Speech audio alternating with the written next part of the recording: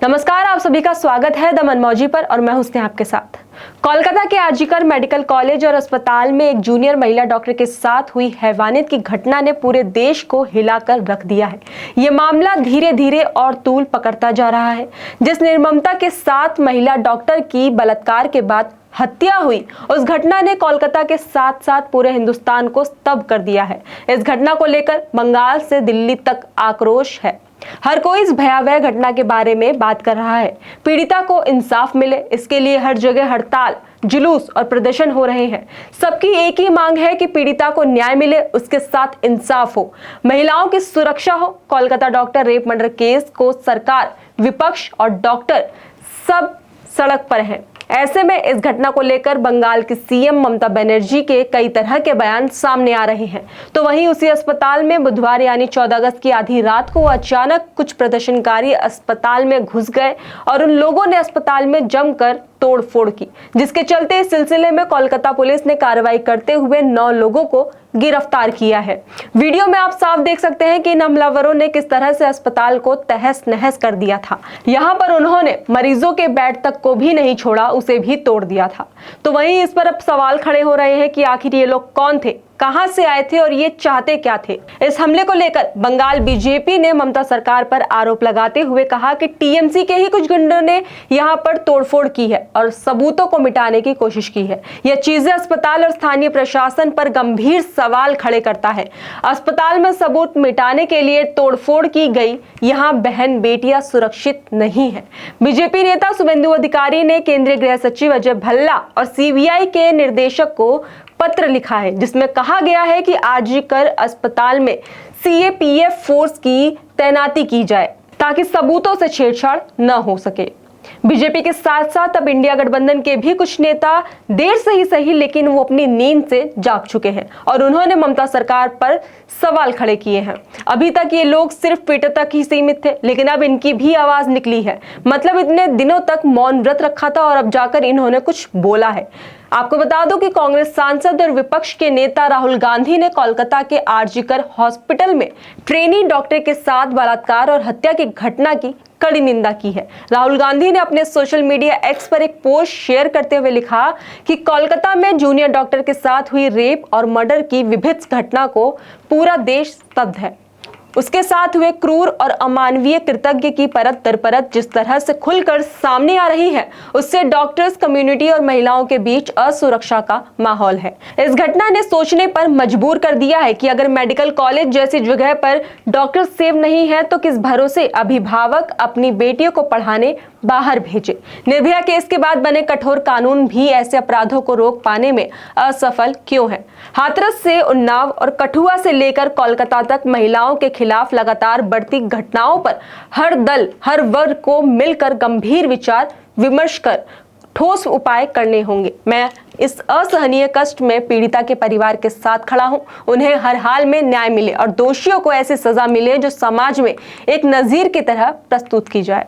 लेकिन देखा जाए कि राहुल गांधी के इस ट्वीट पर तो उन्होंने ममता सरकार को कहीं से भी नहीं घेरा है। उन्होंने ममता सरकार पर कोई भी सवाल खड़े नहीं किए हैं और ना ही एक भी शब्द ममता बनर्जी को लेकर कहा है। उन्होंने सिर्फ इस घटना की निंदा की है और सीबीआई से जो भी जांच कर रहे हैं उसको लेकर मांग की है। अब विपक्ष के नेताओं ने देर से ही सही लेकिन ममता सरकार पर जो है ट्वीट किया है, इन मामले पर ट्वीट किया है। तो वहीं पश्चिम बंगाल के राज्यपाल सीवी आनंद बोस ने भी बंगाल की घटना मानवता को शर्मसार करने बताया है। कल उन्होंने अस्पताल का दौरा किया था। इसके बाद प्रेस वार्ता करते समय उन्होंने राज्य सरकार पर हमला बोला है। उन्होंने कहा कि जो मैंने सुना था वही देखा। कानून की रक्षा करने वाले साजिश में शामिल है। बंगाल में मां बेटियों की रक्षा नहीं हो पा रही है। पहली जिम्मेदारी राज्य सरकार की बनती है। कानून व्यवस्था राज्य सरकार की जिम्मेदारी होती है। बंगाल में रात में काम करने की सुरक्षा नहीं है। डॉक्टर्स न्याय और सुरक्षा चाहते हैं। बंगाल में जो हो रहा है वो ठीक नहीं है। इस तरह की घटना बर्दाश्त नहीं करेंगे। ऐसे में अब ममता बनर्जी का भी बयान सामने आया है। उन्होंने कोलकाता के आरजीकर मेडिकल कॉलेज पर हमले को बीजेपी और लेफ्ट से जोड़ दिया है। ममता बनर्जी ने कहा कि जहां तक मुझे जानकारी मिली है, मैं छात्रों को दोष नहीं दूंगी। वाम और राम एकत्रित होकर यह कर रहे हैं। कुछ राजनीतिक लोग बंगाल में अशांति पैदा करना चाहते हैं।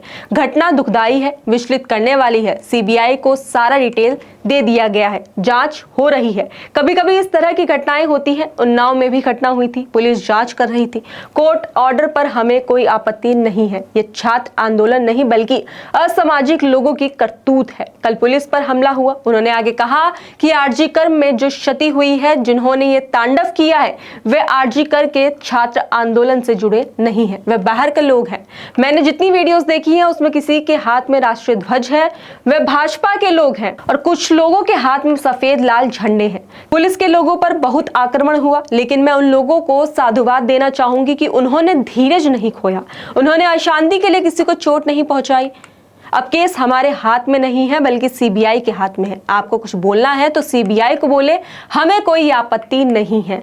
मतलब आप साफ देख सकते हैं कि उन्होंने कोलकाता पुलिस को बोला है कि वो धैर्य बनाए रखे हुए थे, जबकि उन्होंने वहां पर लाठीचार्ज किया था, वहां पर आंसू गोले भी छोड़े थे शायद से, जैसे मैंने वीडियोस देखी है, लोगों के जो बयान आए हैं, और साथ ही साथ वो किस तरह से अपना पल्ला झाड़ती हुई दिख रही हैं इस केस से, और उन्होंने किस तरह से बोला है कि अब ये केस हमारे हाथ में नहीं बल्कि सीबीआई के हाथ में है। जब तक उनके हाथ में वो केस था तब तक जो है चीजें बहुत कम निकल कर आ रही थी, सबूत छुपाए जा रहे थे। अब जब सीबीआई के हाथ में चीजें आ गई हैं, तब जाकर वहां पे हॉस्पिटल में दंगे हुए, लोगों ने आक्रमण किया, जो प्रदर्शनकारी थे, जो अज्ञात थे, उन्होंने हॉस्पिटल में हमला बोला है। अब ऐसे में ममता बनर्जी क्या कह रही हैं कि जल्द से जल्द पीड़िता को न्याय मिले। मतलब बंगाल में अब जो कुछ भी हुआ उसका सारा जिम्मा बीजेपी पर और लेफ्ट पर उन्होंने डाल दिया है। इससे पहले भी ममता बनर्जी ने एक बयान दिया था कि लेडी डॉक्टर के परिवार के साथ खड़े होने की बजाय सीपीआईएम और बीजेपी सस्ती राजनीति कर रही है। उन्हें लगता है कि वो यहाँ मतलब बंगाल को बांग्लादेश बना सकते हैं। लेकिन मैं आपको बता दूं, मैं सत्ता की लालची नहीं हूँ। अब जिस तरह से ममता बनर्जी के ये बयान सारे सामने आ रहे हैं, उनका जो कहना है कि ये लेफ्ट का काम है, बीजेपी का काम है, कभी जो केस है वो सीबीआई के हाथ में है तो वो करेगी, अब उनसे सवाल कीजिए, मुझे कोई आपत्ति नहीं है। तो ममता बनर्जी जो राज्य की सीएम है, जिनका कर्तव्य बनता है कि अगर जनता के साथ कुछ हो रहा है तो सबसे पहले आगे आकर उनको इस चीज की जिम्मेदारी लेनी चाहिए। लेकिन कहां तक ये चीजें ठीक है? ममता बनर्जी खुद एक महिला है, फिर भी इसके नाते वो चीजों को तोड़ मरोड़ कर पेश कर रही है। तो सीएम ममता बनर्जी चाहे जितना भी ये कह ले कि वो पीड़िता के परिवार के साथ है, हम काम कर रहे हैं, और चाहे कुछ भी कह ले, लेकिन इसके बावजूद भी कई सारे सवाल अब सामने आ रहे हैं जिसके जवाब कब मिलेंगे ये पता नहीं। सवाल ये कि केस सीबीआई के पास जाते ही अस्पताल पर हमला क्यों हुआ? सवाल 2 कि पोस्टमार्टम की रिपोर्ट में पहले सिर्फ एक ही आरोपी का जिक्र क्यों हुआ? और सवाल 3 कि संदीप घोष जो आरजी कर मेडिकल कॉलेज का प्रिंसिपल था, उसे दूसरी जगह इस घटना के दौरान किसी और कॉलेज की जिम्मेदारी क्यों मिली? आपको बता दो कि संदीप घोष जो कॉलेज के प्रिंसिपल थे, उन्होंने अपने पद से इस्तीफा दिया। उन्होंने इस घटना की नैतिक जिम्मेदारी लेते हुए उन्होंने इस्तीफा दिया था, और तुरंत कुछ घंटे बाद ही उन्हें दूसरे कॉलेज की जिम्मेदारी मिल जाती है, जिस पर कलकत्ता हाई कोर्ट जो है इस पर सवाल खड़े करती है, फटकार लगाती है और पूछती है ममता सरकार से कि आप कैसे किसी को इतनी जल्दी दूसरी जगह दूसरे कॉलेज की जिम्मेदारी दे दें। आपको बता दूं कि जो संदीप घोष है उनके खिलाफ काफी सारे बयान सामने निकल कर आए हैं। उन्हीं के साथ जिन्होंने काम किया था उन्होंने भी बड़े गंभीर आरोप लगाए हैं संदीप घोष पर। उन्होंने कहा था कि संदीप घोष माफिया है, भ्रष्टाचारी है, वो कॉलेज में एडमिशन के लिए वो लोगों से पैसे खाता था। अब आप ही बताइए कि एक प्रिंसिपल जिसकी जिम्मेदारी बनती है कि कॉलेज में अगर किसी के साथ कुछ हुआ है तो वो सामने निकल कर आकर उसका साथ दे, उसके न्याय के साथ के लिए खड़ा हो, लेकिन यहाँ पर तो उल्टा ही चाल चल रहा है। ऐसे तमाम सवाल है जो ममता सरकार के फेल होने का सबूत देते हैं। ऐसे में बंगाल का जो लॉ एंड ऑर्डर है वो भी पूरी तरह से ध्वस्त है। हम देख सकते हैं कि जब यूपी में कोई वारदात होती है तो किस तरह से वहां का लॉ एंड ऑर्डर एक्शन में आता है। वहां की जो योगी सरकार है किस तरह से आरोपियों के घर पर बुलडोजर पहुंचा देती है। लेकिन बंगाल की बात करें तो यहाँ पर खुद सीएम ममता बनर्जी आरोपियों को बचाने में शायद लगी हुई है, क्योंकि जिस तरह से सबूत निकल कर आ रहे हैं, जो पोस्टमार्टम की चीजें निकल कर आ रही हैं, ऐसे में अब यही सवाल है, अगर यही यूपी में हुआ होता तो योगी सरकार का एक्शन आपको उसी समय देखने को मिल जाता।